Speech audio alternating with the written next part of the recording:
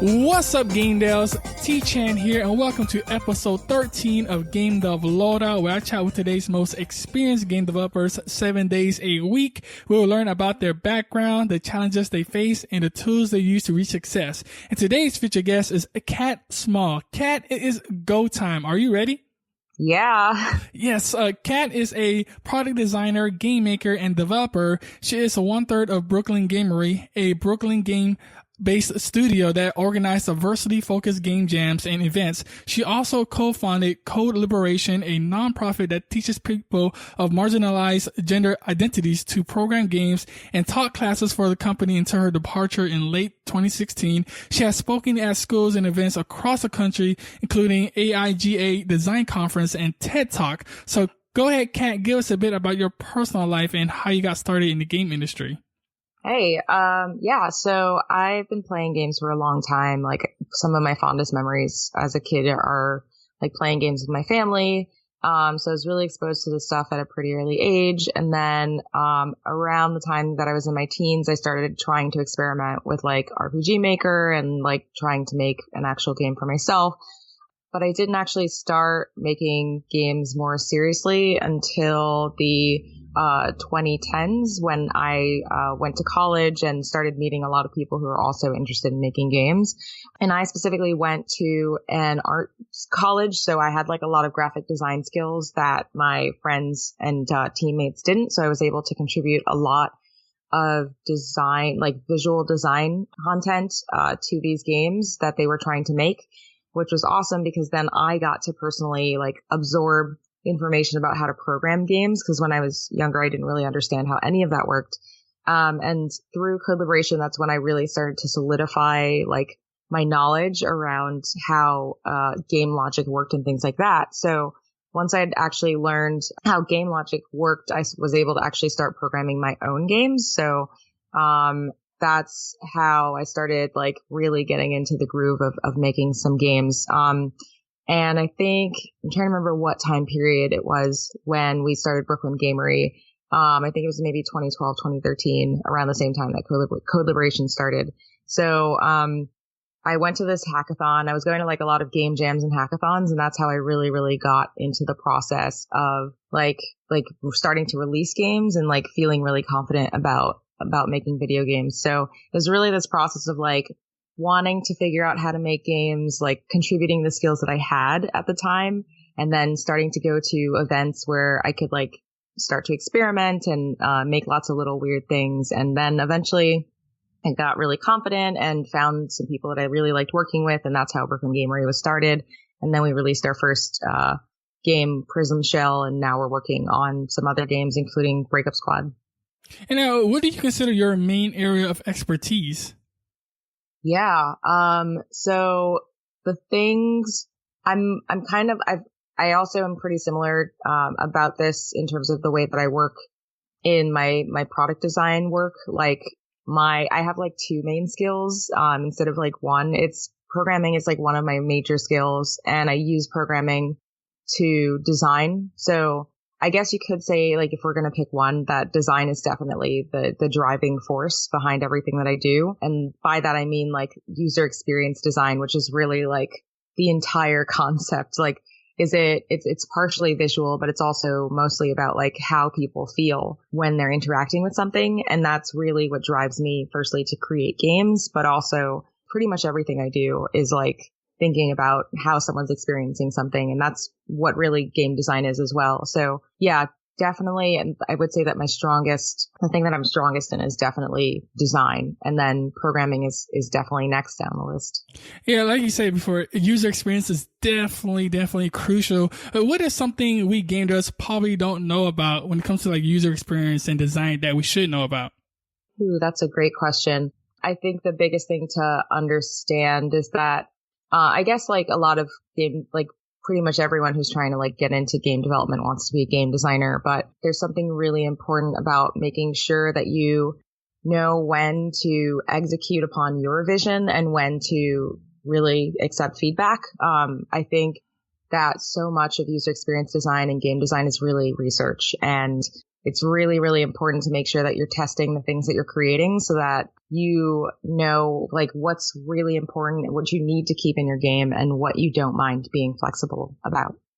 And when people had to go out there and try out these ideas or test out their ideas, what would you suggest they use? Like what kind of resources or what should they do specifically to get their vision out there? That's a great question. So the most awesome way to do testing is definitely in person if you can. So for example, I live in New York and NYU Game Center has these playtest nights. And so I would just go with my collaborators and just like hang out during this like 2-hour period and just ask people to play my game. But if you don't have that ability, like a place where you can go, you can also like host your own playtesting parties, for example, or you can actually just do it online. Like online is definitely another option, but it's, like less preferred, I would say. So, the way that I usually do it is I'll actually create a Google form survey and I'll just say, hey, thank you for taking your time to do this. Here's a link to a free version of the game at the time. And I'll just like ask these very specific questions that are a little bit more open-ended, so that people can respond as honestly as they are able to. And so there's like different ways of doing it. They're all free, which is really awesome. So yeah, if you want to get started with the research, just like use the tools that you have available to you. And I love the idea of the Google form because, like you said, you could just do it from the comfort of your seat. You just make a Google form, like you say, take a survey and just send them a link to your game or beta of your game. So that's awesome right there. And so there's no excuse for someone to not get feedback early on. Exactly. Now let's listen to our next part. Like, what are common mistakes, even at a pro level, that people make sometimes? I think a super rough thing that I totally still make all the time is like scoping of work.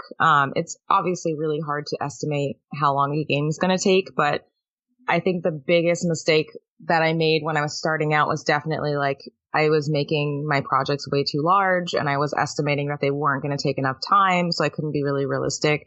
And now it's just more like it's just very, very challenging to like create reasonable estimates and figure out like what features are necessary in my game and what are things that are really, really nice to have, because like everything feels so precious that it's just really easy to think like, oh, we have to of course add this thing in, of course we have to put this thing in. So yeah, it's really like practicing restraint is very hard and challenging, but very useful. Because if you don't, then you end up with like either you run a Kickstarter and people are angry at you because your game has not released yet and you said it was going to release in like a year and it's been like 3, or you just end up like really frustrated and you kind of hate your game and you'll never launch it in that case either. So yeah, just like really trying to be realistic about how long it's going to take to build things, and based on that time, like figuring out like which features could be released maybe after you launch, for example, is really important. Oh, well, yeah, definitely scope is important. Aside from the scope, what are your key principles for better game development? What else can we do to make sure our game development process is smooth? Oh, that's a great question. I think, again, like really like listening to people, defining the core important pieces of your game.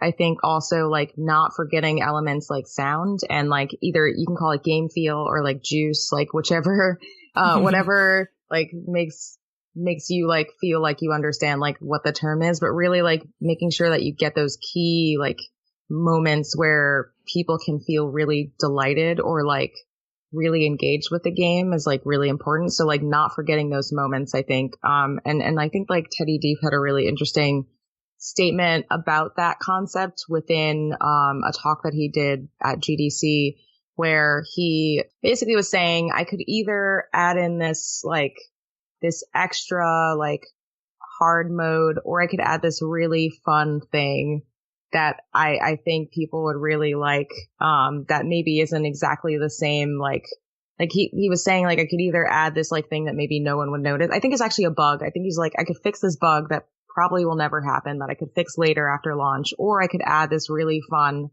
mode that people will really probably relate to, and that would be really, really fun. And so he ended up adding that extra like polish mode thing. And people, that's like one of the things that people like most about the game. So like, again, really just adding in those like fun moments that make people feel good. And sometimes realizing like, yes, you can like go and fix the bugs, and bugs are very important to fix, but like maybe sometimes you can devote that time afterwards if it's like not a game breaking bug. So I thought that was really interesting. So I think those are kind of like some things I would keep in mind, like doing some research, like making sure that you're like adding in, like put sound early on the list, like really putting sound first. And even like also like the visual art style, like those are the things that really attract people to a game, being completely honest. And then, yeah, just making sure that you like occasionally think about like whether it's delight or like engagement, like whatever you want to call that concept, like make sure that's definitely in there. Cause that's again, what's going to like make your game even more memorable. Yeah, like you touched upon before, it's important to choose which priorities take place first. So you quickly get your game out there. And that actually leads us to our next, let's take this to a more personal level, because like you said, creating a game can be very difficult. You have to hold restraint. You have to pick one key features you want in the game. And so I'm pretty sure you had some bad moments. What was the worst moment of your career? That one moment that's still vivid in your mind? Be very detailed and tell us that personal story. Sure. I think one of the toughest times for me was, well, the entire journey of developing Prism Shell, which I had mentioned before, was our first real video game that we were like launching for a system and a platform that we were going to charge money for. It was really, really challenging because firstly, we had, so the operating system that we were building the game for was announced to not, like that they weren't going to release on time. Like they were delaying the launch of the operating system. Oh no. And it was Tizen. So yeah, we were like, oh my God, what are we going to do? This is like the worst thing that could happen. And so we ended up having to rebuild a lot of the game and focus on Android and iOS instead. So we got past that part, but then it had already been like about a year into the developing the game. So we were like way behind, in terms of like what we had originally planned to do. We were also then starting to think about like, oh, are we going to charge people for this game or is it going to be free to play? And I think we had like this moral crisis because after we started thinking about like going free to play, it was just like, all right, how do we take money from people? Like, how do we really encourage people to like spend money through like microtransactions? And we just started feeling really terrible about the game itself and about ourselves, I think, because we're just like, we're kind of turning into like car salespeople, like Oh, no. really thinking about like how we could get people to spend the most money. And I think at some point we realized like, all right, this is just not who we want to be. So it was a really important shift in our minds. And we just decided to cut all of the free to play concept stuff. And it immediately made us feel way better about ourselves and about the game we were making. And we actually also like redid a bunch of art assets and things like that. And really like, we just decided to build a game that we really wanted to build originally rather than like trying to like think about how to like turn it into this thing that it wasn't. And it didn't make a ton of money, but at the same time, we felt really good about what we had launched. And I think that's what mattered the most. Wow. So an operating system that didn't work out in the end, and then you faced a moral challenge, I guess, if you want to do a free to game or a paid game. What do you want to make sure game devs take away from that? Because I know for sure, because I can relate, I had no idea if I want my game personally to be free to play or just a paid game, and I still don't know actually. So what do you want to make sure game devs take away from that experience? Yeah, definitely like think about the financial model as far up in advance as you possibly can, because it actually really impacts the design of your game a lot. And that's the thing that we realized is like we had been designing this game to be a paid game from the beginning. And so we were trying to shoehorn things in. So really make sure that you're like considering what financial model you want the game to take on as early as you possibly can. I think also, again, like, I mean, this is part of why I do mostly indie development, is because I have like this vision that I want to execute upon and I don't want to like have to like bend that too much. So it definitely, again, taught me a lot about like how I work with games and how I see games fitting into my life. So also think about that. Like, is it about the money for you? Is it about the personal expression? It can be about both at the same time. But like, where does it fit on that spectrum for you as a person who wants to make games is also really important. Yes, release a game that's, I guess, more comfortable for you or that you just feels right. Yeah. What is the best investment you've made? And it can be investment of money, time, or energy. And how did you decide to make that investment? I think one of the best investments I made was learning learning Unity, like learning a game engine that's like before Unity, I was mostly using like this other engine that's like more for prototyping. It was called Construct.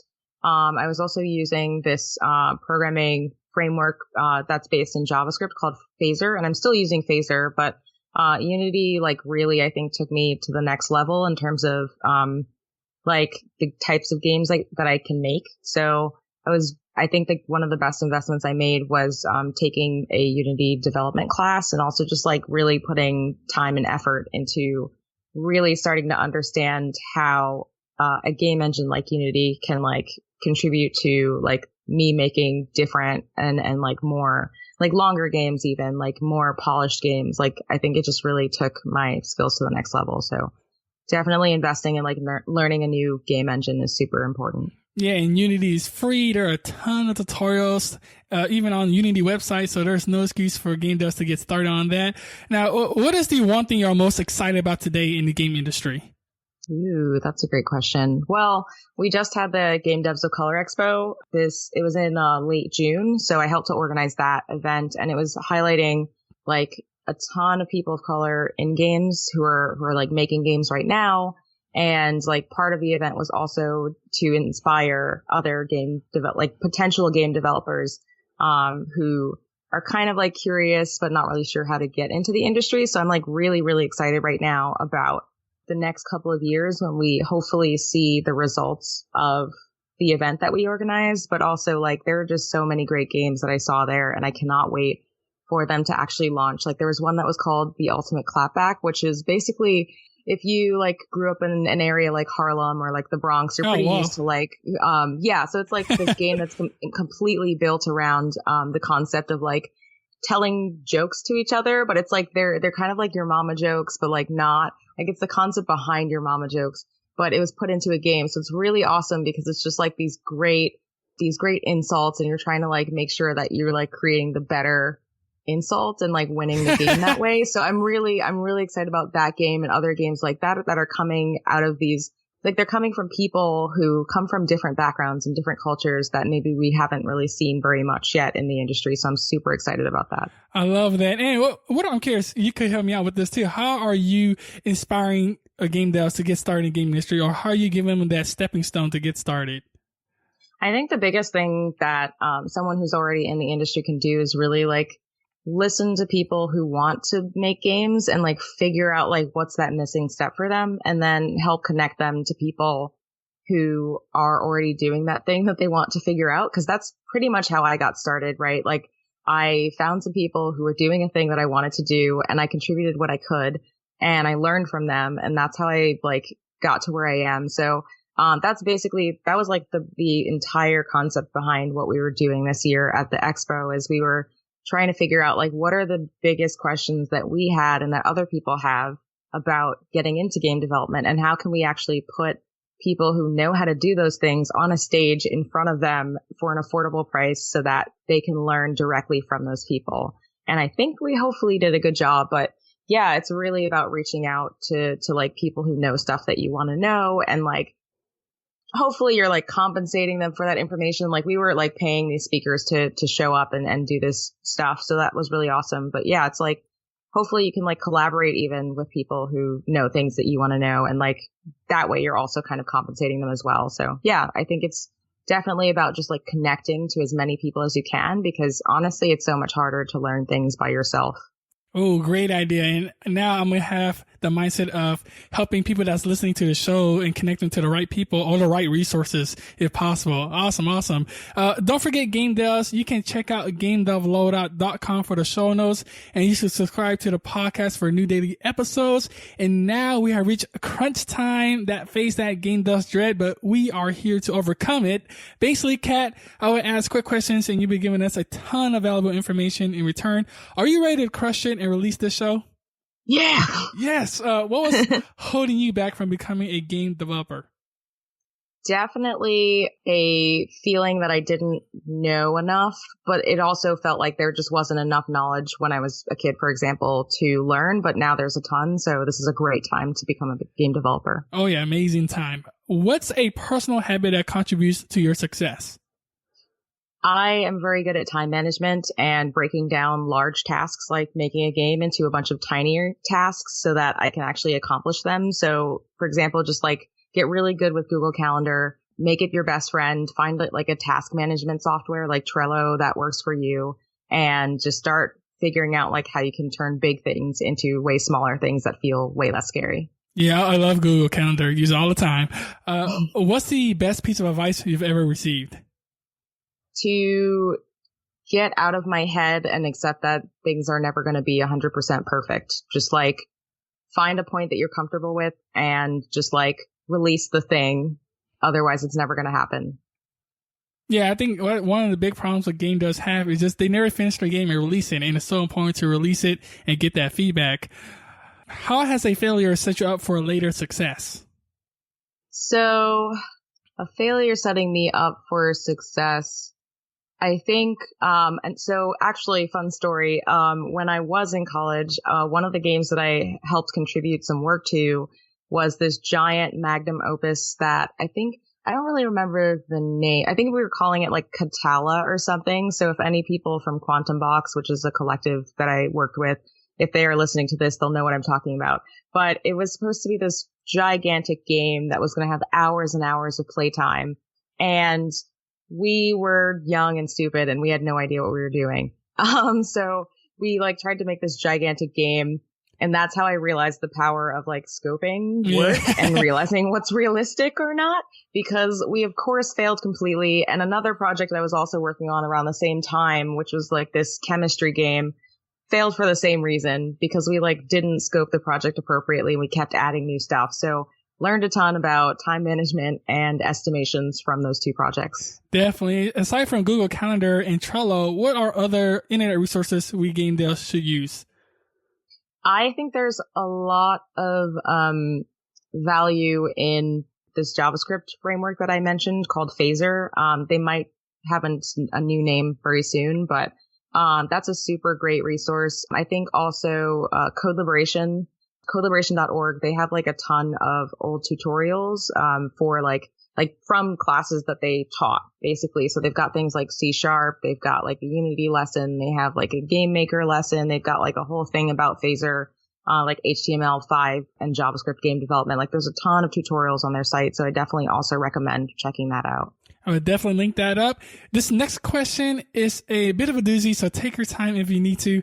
Imagine you woke up the next morning in a brand new world and you knew no one. You still have all the experience and knowledge you currently have today.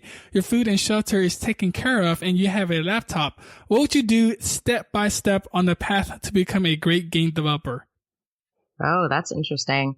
I'd probably start by just like sitting down and like thinking about like what my goals were for a project I'd want to make. Really like just doing a bunch of ideation, and then like I'd probably start drawing stuff, prototyping things. And then once I felt like comfortable with like the physical imagination of what I wanted to make, I'd probably start hopping onto the computer, like probably open like either Construct, which is like a great prototyping tool that I mentioned earlier, or I might also just jump into Unity, depending on like how much I wanted to actually code. Once I felt comfortable with the digital version of that, I'd probably attempt to go just like meet some random people on a street, assuming that there's still a street. And yeah, I just kind of be like, hey, can you try my game? Like, see what you think of it, you know? And I'd get a bit of feedback from some people. And then once I felt like I got to a pretty good point, I mean, I'd want to like try to find some musicians. So I might go on a long quest to like meet some musicians and like maybe an artist and like really figure out like how do I turn this idea that I have into an actual polished game. And then once I assembled a team, I'd probably like attempt to like find some people who might, well, like I guess if I had enough, would I have money in this world? Like would I have money to publish my own game? Yeah, you will. Not like $1 million, but you have enough to do some stuff. Yeah. Okay, that's pretty cool. Then I'd pay these people and it'd be awesome. And then once we had like a pretty good project, I would, if we had like if we still had consoles, we probably still have consoles. I'm assuming we had consoles. Then I'd be like, hey, let's release it as a console. Or I'd be like, let's go on itch.io and ship this thing right now. So yeah, like I would hopefully like build up a good team and like a good amount of polish for this game. And then I would try to like launch it on maybe like a PC Mac first and then go for the console afterward. Like that would be my general concept. I guess I would also want to do like a lot of sharing, cause it's really valuable actually to like share your progress online through like social media and stuff like that. So definitely do some of that as well.